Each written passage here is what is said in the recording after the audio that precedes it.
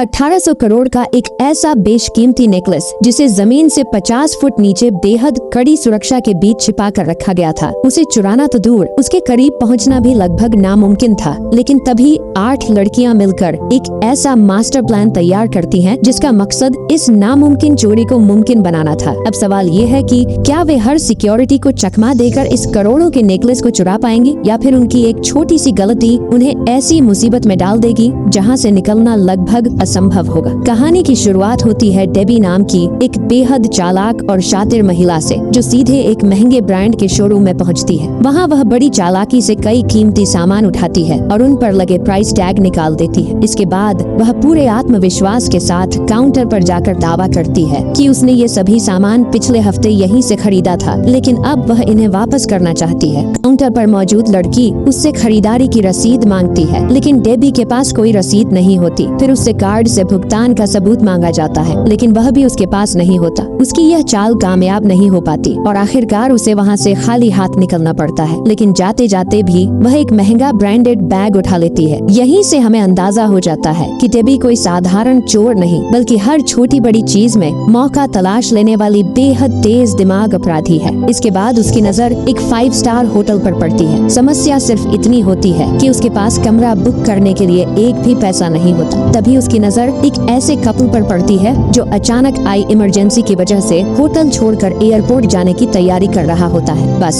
यहीं से डेबी के दिमाग में एक और शानदार आइडिया आता है। जैसे ही वह कपल होटल से निकलता है, डेबी रिसेप्शन पर फोन करके खुद को उसी कपल की तरफ से बताती है। वह कहती है कि उनकी फ्लाइट रद्द हो गई है और वे अपना वही कमरा दोबारा लेना चाहते हैं। रिसेप्शनिस्ट को जरा भी शक नहीं होता और वह तुरंत कमरा फिर से एक्टिव कर देती है। डेबी मुस्कुराते हुए सीधे उसी कमरे में पहुंच जाती है, क्योंकि उसका पूरा बिल पहले ही चुकाया जा चुका था। दूसरी तरफ हमारी मुलाकात लू से होती है, जो कभी डेबी की पार्टनर हुआ करती थी, लेकिन डेबी के जेल जाने के बाद उसने अपराध की दुनिया से दूरी बना ली थी। एक दिन लू को डेबी का संदेश मिलता है जिसमें वह उससे मिलने के लिए बुलाती है। इसी बीच डेबी अपने भाई डैनी की कब्र पर पहुंचती है। वह अपने भाई से बेहद प्यार करती थी और उसकी मौत को आज तक स्वीकार नहीं कर पाई थी। तभी वहाँ डैनी का पुराना साथी उससे मिलता है और दोनों कुछ देर बातचीत करते हैं। थोड़ी ही देर बाद लू भी वहाँ पहुँच जाती है और फिर दोनों एक साथ निकल पड़ते हैं। रास्ते में डेबी लू को बताती है कि उसने अपनी जिंदगी की सबसे बड़ी चोरी का प्लान तैयार कर लिया है। अगर ये प्लान सफल हो गया तो इसके बाद वह हमेशा के लिए अपराध की दुनिया छोड़ देगी। लू ये सुनकर हैरान रह जाती है और उससे पूरे प्लान के बारे में पूछती है। तब डेबी उसे कार्टियर के एक बेहद कीमती डायमंड नेकलेस की तस्वीर दिखाती है, जिसकी कीमत लगभग 1800 करोड़ होती है। यही वह नेकलेस था जिसे डेबी चुराना चाहती थी। ये सुनते ही लू के होश उड़ जाते हैं, क्योंकि वह नेकलेस जमीन से लगभग 50 फुट नीचे बने हाई सिक्योरिटी वॉल्ट में रखा गया था। वहाँ तक पहुँचना लगभग नामुमकिन था, लेकिन डेबी मुस्कुराते हुए कहती है कि उन्हें उस वॉल्ट तक जाने की जरूरत ही नहीं पड़ेगी, क्योंकि बहुत जल्द वह नेकलेस खुद उनके पास आने वाला है। डेबी की बात लू की समझ से पूरी तरह बाहर होती है, लेकिन वह इस मिशन का हिस्सा बनने के लिए तैयार हो जाती है। अगले दिन डेबी अपने पुराने बॉयफ्रेंड क्लॉड की आर्ट गैलरी में पहुंचती है। उसे देखते ही क्लॉड घबरा जाता है। डेबी एक प्लास्टिक का चाकू निकालकर उसे डराती है और बिना कुछ किए वहाँ से चली जाती है। इसके बाद डेबी लू को उसी म्यूजियम में लेकर जाती है जहाँ से उन्हें वह बेशकीमती नेकलेस चुराना था। वहाँ की सुरक्षा देखकर लू की चिंता और बढ़ जाती है। हर तरफ कैमरे, गार्ड और कड़ी निगरानी थी। ऐसे में इतनी बड़ी चोरी को अंजाम देने के लिए एक बड़ी टीम और करोड़ों रुपए की जरूरत पड़ती। लेकिन डेबी दावा करती है कि उसका मास्टर प्लान बहुत कम लोगों और बेहद कम खर्च में पूरा हो जाएगा। जब लू उससे इस प्लान का राज पूछती है तो डेबी उसे सीधे एक प्रेस कॉन्फ्रेंस में ले जाती है। वहाँ एक मशहूर एक्ट्रेस मौजूद होती है जिसका नाम डैफ्नी था, और यहीं से डेबी अपने सबसे खतरनाक मिशन की पहली चाल चलने वाली थी। प्रेस कॉन्फ्रेंस के दौरान एक रिपोर्टर डैफ्नी से पूछता है कि इस साल होने वाले मेट गाला में वह किस डिजाइनर की ड्रेस पहनने वाली है। इस पर डैफ्नी जवाब देती है कि उसने अभी तक कोई डिजाइनर तय नहीं किया है। ये बात सुनते ही लू को समझ आ जाता है कि डेबी का अगला निशाना कोई फैशन डिजाइनर बनने वाला है। दरअसल मेट गाला दुनिया के सबसे बड़े फैशन इवेंट्स में से एक है, जहाँ हर साल दुनिया भर के बड़े बड़े एक्ट्रेस एक खास थीम के अनुसार तैयार होकर आते हैं। इस बार की थीम यूरोपियन रॉयल्टी थी और डेबी ने अपना पूरा मास्टर प्लान इसी थीम टीम को ध्यान में रखकर बनाया था, क्योंकि डैफ्नी ने अभी तक अपना डिजाइनर नहीं चुना था। इसलिए डेबी और लू अब ऐसे डिजाइनर की तलाश में निकल पड़ती है जो किसी तरह उसके करीब पहुंच सके। कुछ समय बाद उन्हें रोज नाम की एक फैशन डिजाइनर मिलती है। एक समय था जब फैशन की दुनिया में रोज का नाम बहुत मशहूर हुआ करता था, लेकिन समय के साथ उसके डिजाइन पुराने लगने लगे और लोग उसे भूलने लगे और वो धीरे धीरे वह भारी कर्ज में डूब गई और हालात इतने खराब हो गए कि बैंक ने उसका पासपोर्ट तक जब्त कर लिया ताकि वह देश छोड़कर भाग न सके।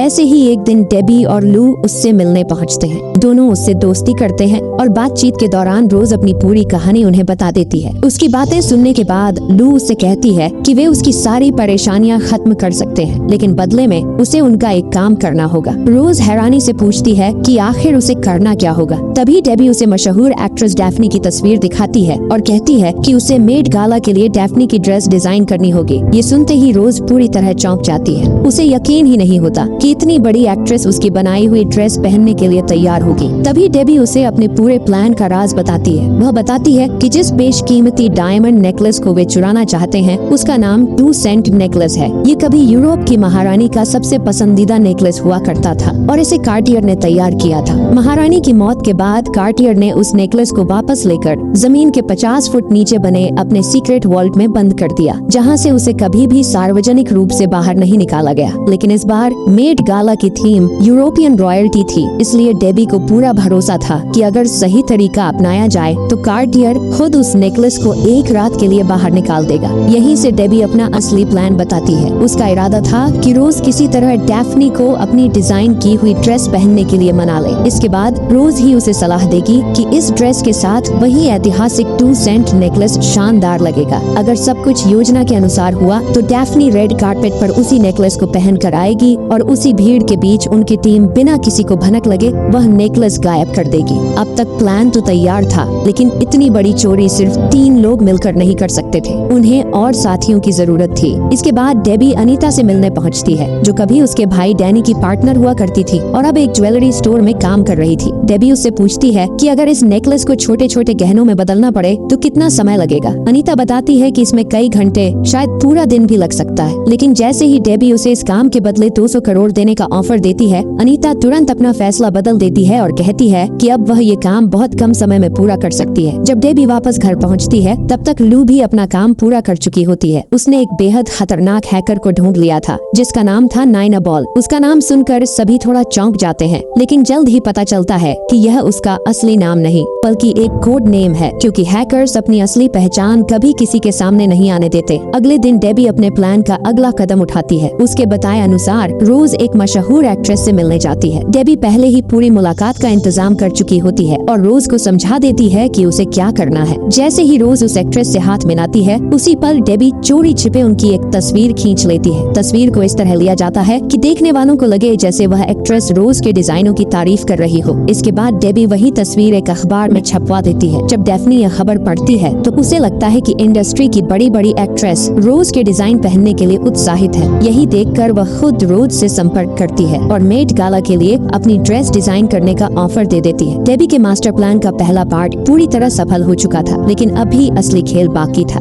अब उन्हें ऐसी एक्सपर्ट चोर की जरूरत थी जो सैकड़ों लोगों के बीच किसी चीज को बिना किसी को पता चले गायब कर सके। काफी तलाश के बाद उन्हें सड़क पर करतब दिखाने वाली कॉन्स्टेंस नाम की एक लड़की मिलती है। वह जादू की मदद से लोगों का सामान पल भर में गायब कर देती थी और आज तक कभी पकड़ी नहीं गई थी। उसकी यही कला देखकर डेबी उसे तुरंत अपनी टीम में शामिल होने का ऑफर देती है और कॉन्स्टेंस बिना ज्यादा सोचे इस मिशन के लिए तैयार हो जाती है। इसके बाद डेबी अपनी पुरानी साथी टैमी के पास पहुंचती है। टैमी भले ही कहती थी कि उसने अपराध की दुनिया छोड़ दी है, लेकिन जब डेबी उसके गैरेज में पहुंचती है तो वहां अब भी चोरी का ढेर सारा सामान रखा हुआ मिलता है। शुरुआत में टैमी इस मिशन में शामिल होने से साफ इनकार कर देती है, लेकिन जैसे ही डेबी उसे पूरा प्लान समझाती है वह भी तुरंत मान जाती है। अब डेबी अपनी पूरी टीम को एक जगह इकट्ठा करती है और हर सदस्य को उसकी जिम्मेदारी समझाती है। रोज का काम था डैफ्नी को 2 सेंट नेकलेस पहनने के लिए तैयार करना। नाइना बॉल पूरे म्यूजियम और इवेंट के सीसीटीवी सिस्टम को हैक करके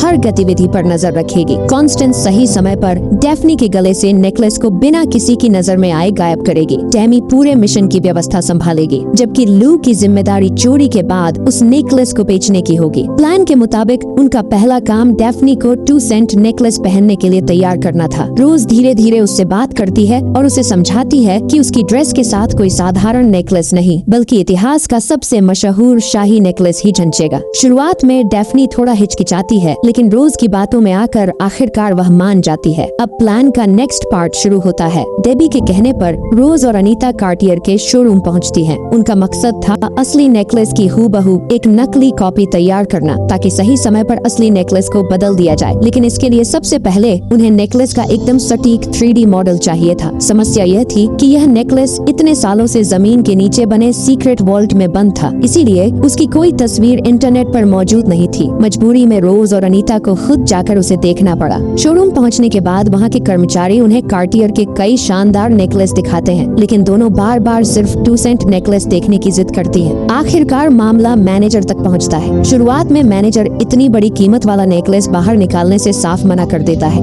लेकिन रोज उसे समझाती है कि अगर कार्टियर अपने सबसे मशहूर नेकलेस को हमेशा तिजोरी में बंद रखेगा तो धीरे धीरे लोग इस ब्रांड को भूल जाएंगे। वहीं अगर यही नेकलेस किसी बड़ी सेलिब्रिटी के गले में दिखाई दे तो पूरी दुनिया में कार्टियर की चर्चा होने लगेगी। रोज की बात मैनेजर को सही लगती है और वह दोनों को जमीन के नीचे बने सीक्रेट वॉल्ट में ले जाने के लिए तैयार हो जाता है। वहाँ पहुंचकर रोज एक खास तरह का चश्मा पहन लेती है। देखने में वह बिल्कुल सामान्य चश्मा लगता था, लेकिन असल में उसके अंदर एक 3D स्कैनर छिपा हुआ था। लेकिन जैसे ही स्कैनिंग शुरू होती है, एक नई परेशानी सामने आ जाती है। वॉल्ट जमीन के काफी नीचे होने की वजह से स्कैनर को सही सिग्नल नहीं मिल पा रहा था। रोज घबरा जाती है। तभी अनीता तुरंत एक बहाना बनाती है। वह मैनेजर से कहती है कि मेट गाला का कार्यक्रम दिन में होने वाला है, इसलिए उन्हें यह भी देखना होगा कि धूप में यह नेकलेस कैसा दिखाई देगा। मैनेजर को यह बात सही लगती है और वह नेकलेस को बाहर धूप में ले आता है। रोज के चश्मे को पूरा सिग्नल मिल जाता है। वह नेकलेस को हर तरफ से बहुत ध्यान से देखने का नाटक करती है, जबकि असल में उसका चश्मा उसकी पूरी 3D स्कैनिंग कर रहा होता है। उधर नाइना बॉल अपने सिस्टम पर बैठी उसी स्कैन की मदद से नेकलेस का डिजिटल मॉडल तैयार कर रही होती है। कुछ ही मिनटों में पूरा 3D मॉडल तैयार हो जाता है। इसके बाद रोज और अनीता वहाँ से निकल जाती है। अगले दिन कॉन्स्टेंस म्यूजियम पहुँचती है और बड़ी सफाई से वहाँ काम करने वाले एक सफाई कर्मचारी का ID कार्ड चुरा लेती है। वह कार्ड तुरंत नाइना बॉल तक पहुँचा दिया जाता है। उसी ID की मदद से नाइना बॉल सफाई कर्मचारी का भेष बनाकर म्यूजियम के अंदर घुस जाती है। उसी समय वहाँ मेट गाला की सुरक्षा व्यवस्था को लेकर एक अहम मीटिंग चल रही होती है। नाइना बॉल कूड़ादान साफ करने का बहाना बनाकर कमरे में जाती है और वहाँ एक छोटा सा स्पीकर छिपा देती है। अब टीम बाहर बैठकर मीटिंग की हर बात सुन सकती थी। उन्हें पता चलता है कि मेट गाला के लिए पूरे सिक्योरिटी सिस्टम को अपग्रेड किया जा रहा है। ये खबर सुनकर डेबी खुश हो जाती है, क्योंकि सिस्टम अपग्रेड होने के दौरान उसमें सेंध लगाने का मौका मिल सकता था। उसी रात नाइन बॉल सिक्योरिटी टीम के कर्मचारियों की सोशल मीडिया प्रोफाइल खंगालना शुरू करती है। तभी उसे एक कर्मचारी मिलता है जिसकी पूरी प्रोफाइल सिर्फ कुत्तों की तस्वीरों से भरी हुई थी। नाइन बॉल उसकी इसी कमजोरी का फायदा उठाती है। वह कुत्तों से जुड़ी एक नकली वेबसाइट बनाती है और उसका लिंक उस कर्मचारी को भेज देती है। जैसे ही वह आदमी बिना सोचे समझे लिंक पर क्लिक करता है,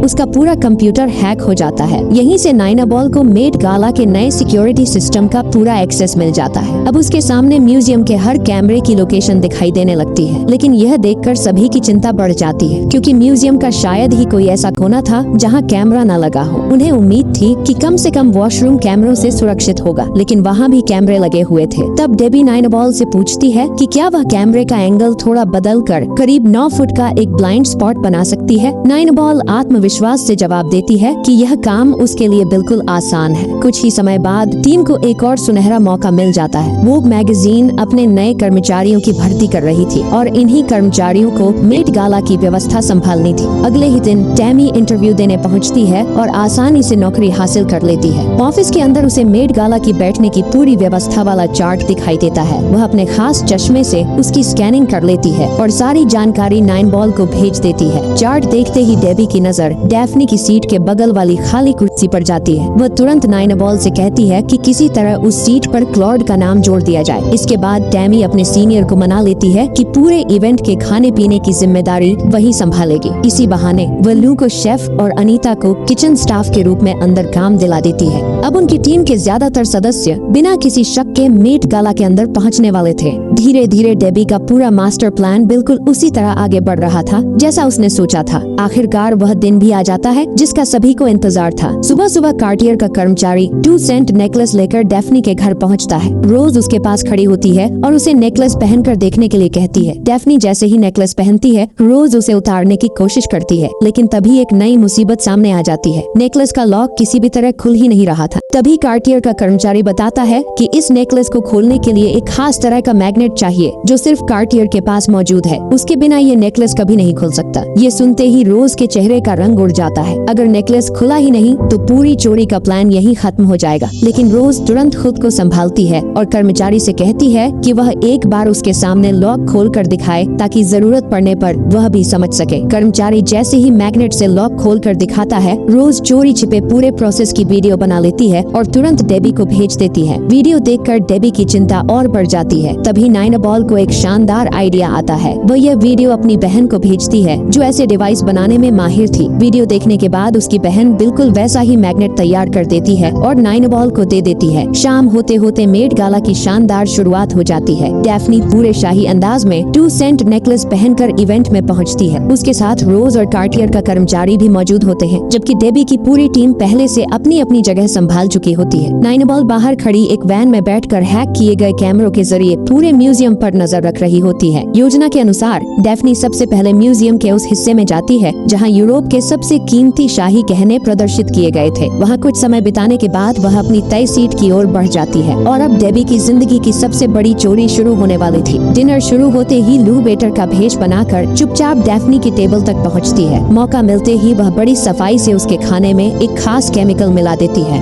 पूरा दिन तैयारियों में व्यस्त रहने की वजह से डैफ्नी बेहद भूखी थी, इसलिए वह जल्दी जल्दी खाना खाने लगती है। लेकिन कुछ ही देर बाद उसकी तबीयत अचानक बिगड़ने लगती है। उसे तेज बेचैनी महसूस होती है और वह बिना देर किए सीधे वॉशरूम की तरफ भागती है। यही वह पल था जिसका पूरी टीम को इंतजार था। जैसे ही डैफ्नी वॉशरूम की ओर जाती है, कॉन्स्टेंस बड़ी चालाकी से बाकी सभी वॉशरूम के दरवाजे बंद कर देती है और सिर्फ उसी वॉशरूम को खुला छोड़ती है जहां डैफ्नी जाती है। दूसरी तरफ डेबी बाहर खड़ी होकर पूरे माहौल पर नजर रखती है। डैफ्नी इतनी ज्यादा परेशान थी कि उसे अपने आसपास की किसी चीज का होश ही नहीं रहता। तभी कार्टियर का एजेंट भी उसके पीछे अंदर जाने की कोशिश करता है, लेकिन डेबी उसे रोक देती है और याद दिलाती है कि यह लेडीज वॉशरूम है। उसी दौरान कॉन्स्टेंस म्यूजियम स्टाफ का भेष बनाकर डैफ्नी की मदद करने के बहाने अंदर पहुंचती है। वह इतनी सफाई से डैफ्नी के गले से 2 सेंट नेकलेस निकाल लेती है कि डैफ्नी को इसका जरा भी एहसास नहीं होता। उधर ठीक उसी समय एक वेटर खाने की ट्रे लेकर उस ब्लाइंड स्पॉट से गुजर रहा होता है जिसे नाइनाबॉल ने पहले से तैयार किया था। डेबी हल्का सा धक्का देकर उसे उसी जगह रोक देती है और अगले ही पल कॉन्स्टेंस चोरी किया हुआ नेकलेस उसकी ट्रे पर रख देती है। बेचारा वेटर अपने काम में इतना व्यस्त होता है कि उसे पता ही नहीं चलता कि उसकी ट्रे पर करोड़ों रुपए का नेकलेस रखा जा चुका है। कुछ ही सेकंड बाद वही ट्रे किचन में पहुंचती है जहां अनीता पहले से इंतजार कर रही होती है। वह तुरंत नेकलेस उठाती है और वॉशरूम में जाकर उसे छोटे छोटे हिस्सों में तोड़ने का काम शुरू कर देती है। इधर डैफ्नी वॉशरूम से बाहर आती है। उसकी हालत देखकर सभी घबरा जाते हैं, लेकिन अगले ही पल कार्टियर के एजेंट की नजर उसके गले पर पड़ती है और उसके होश उड़ जाते हैं। डैफ्नी के गले से 18 करोड़ का 2 सेंट नेकलेस गायब हो चुका था। पूरे म्यूजियम में अफरा तफरी मच जाती है। एजेंट सबसे पहले वॉशरूम की तलाशी लेते हैं, लेकिन वहाँ कुछ भी नहीं मिलता। फिर वे डैफ्नी से पूछताछ करते हैं, लेकिन उसे खुद नहीं पता होता कि नेकलेस आखिर गया कहाँ। उसी समय क्लॉड आगे आता है और बताता है कि वह पूरे समय डैफ्नी के साथ था, लेकिन उसे भी कुछ संदिग्ध दिखाई नहीं दिया। अब सुरक्षा और भी सख्त कर दी जाती है। सभी मेहमानों को हॉल में रोक लिया जाता है और एक एक व्यक्ति की जांच शुरू हो जाती है, लेकिन करोड़ों का वह नेकलेस जैसे हवा में गायब हो चुका था। उधर नाइनाबॉल कैमरों के जरिए सब कुछ देख रही होती है। तभी उसे पता चलता है कि एक सिक्योरिटी गार्ड सीधे किचन की ओर बढ़ रहा है, जहां अनीता अभी भी नेकलेस को अलग अलग हिस्सों में तोड़ रही थी। नाइनाबॉल तुरंत डेबी को चेतावनी देती है। बिना एक सेकंड गंवाए डेबी टैमी को प्लान का अगला हिस्सा शुरू करने का इशारा करती है। टैमी के पास पहले से तैयार नकली नेकलेस था जिसे उसने अपनी टांग से बांध रखा था। वह मौका मिलते ही उसे निकालकर पास बने फव्वारे में फेंक देती है और ऐसा माहौल बना देती है जैसे डैफ्नी जल्दबाजी में वॉशरूम जाते समय नेकलेस वहीं गिराकर चली गई हो और खबर पूरे म्यूजियम में फैल जाती है। कार्टियर के एजेंट राहत की सांस लेते हैं और सभी सिक्योरिटी गार्ड, यहाँ तक कि किचन की तरफ जा रहा गार्ड भी वापस बुला लिया जाता है। यही वह मौका था जिसकी अनीता को जरूरत थी। वह असली नेकलेस को पूरी तरह खोलकर उसे कई छोटे छोटे गहनों में बदल देती है। इसके बाद कॉन्स्टेंस वे सारे गहने डेबी तक पहुंचाती है और डेबी उन्हें अपनी अपनी पूरी टीम में बांट देती है। किसी के पास ब्रेसलेट चला जाता है, किसी के पास कान की बालियां तो किसी के पास अंगूठी। यही वजह थी कि करोड़ों रुपए का नेकलेस सबकी आंखों के सामने म्यूजियम से बाहर निकल गया और किसी को इसकी भनक तक नहीं लगी। इसी बीच डेबी की मुलाकात अचानक क्लॉड से हो जाती है। उसे देखकर क्लॉड पूरी तरह हैरान रह जाता है। वह कुछ समझ पाता उससे पहले ही डेबी बिना कुछ बोले वहाँ से निकल जाती है। आखिरकार जांच पूरी होने के बाद मेहमान एक एक करके म्यूजियम से बाहर जाने लगते हैं। किसी को जरा भी अंदाजा नहीं होता कि हर सदस्य अपने साथ उस बेशकीमती नेकलेस का एक हिस्सा लेकर जा रहा है। दूसरी तरफ कार्टियर के एजेंट फव्वारे से मिला नेकलेस वापस शोरूम ले आते हैं, लेकिन जैसे ही मैनेजर उसकी जांच करता है उसके पैरों तले जमीन खिसक जाती है। वह असली नहीं बल्कि बेहद शानदार तरीके से बनाया गया नकली नेकलेस था। हालांकि नेकलेस का बीमा कराया गया था, इसलिए तुरंत इंश्योरेंस कंपनी को खबर दी जाती है। कंपनी इस मामले की जांच के लिए जॉन नाम के एक अनुभवी इन्वेस्टिगेटर को नियुक्त करती है। जॉन सबसे पहले कार्टियर के एजेंट से पूछताछ करता है। इसके बाद वह म्यूजियम की पूरी ड्रेनेज लाइन तक की तलाशी लेता है, लेकिन वहाँ भी उसे कुछ नहीं मिलता।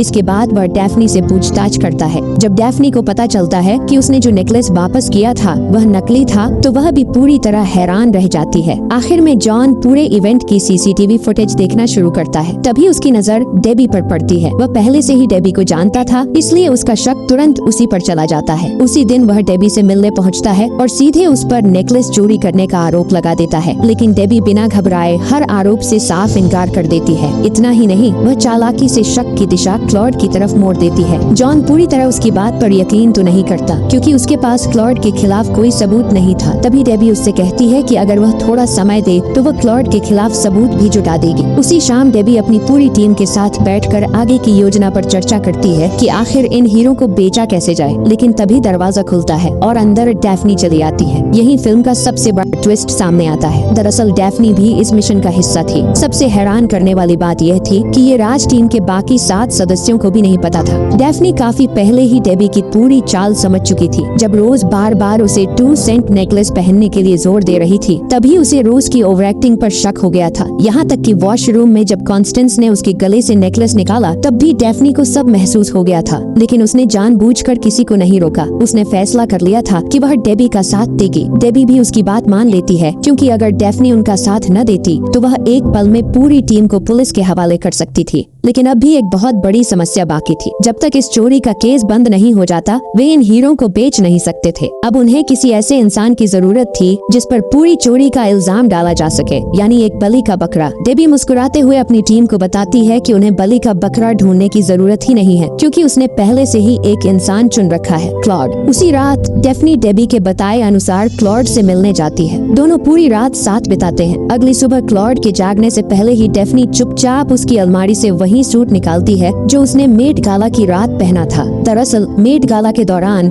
जब डेबी जानबूझकर क्लॉड से टकराई थी, तभी उसने चोरी छिपे 2 सेंट नेकलेस का एक छोटा सा टुकड़ा उसकी जेब में डाल दिया था। डैफ्नी उसी सूट की जेब से वह हीरे का टुकड़ा निकालती है, उसकी तस्वीर खींचती है और तुरंत डेबी को भेज देती है। डेबी बिना देर किए वह फोटो इन्वेस्टिगेटर जॉन तक पहुंचा देती है। अब जॉन के हाथ पहली बार एक ठोस सबूत आ चुका था। वह तुरंत पुलिस को खबर देता है और कुछ ही समय बाद क्लॉड को गिरफ्तार कर लिया जाता है। लेकिन सवाल यह था कि आखिर डेबी ने क्लॉड को ही क्यों फंसाया। इसका जवाब उनके अतीत में छिपा था। कई साल पहले डेबी और क्लॉड एक दूसरे से प्यार करते थे। दोनों मिलकर महंगी आर्ट गैलरियों से कीमती पेंटिंग्स चुराते और उन्हें बेचकर करोड़ों कमाते थे। लेकिन एक दिन उनकी किस्मत ने साथ छोड़ दिया और दोनों पुलिस के हत्थे चढ़ गए। उस मुश्किल वक्त में क्लॉड ने खुद को बचाने के लिए पूरी गद्दारी कर दी। उसने सारा इल्जाम डेबी पर डाल दिया और पुलिस से कह दिया कि डेबी ने उसे मजबूर करके यह सब करवाया था। जेल से बाहर आने के बाद डेबी ने सिर्फ एक नहीं बल्कि 2 मास्टर प्लान बनाए थे। पहला था 1800 करोड़ का 2 सेंट नेकलेस चुराना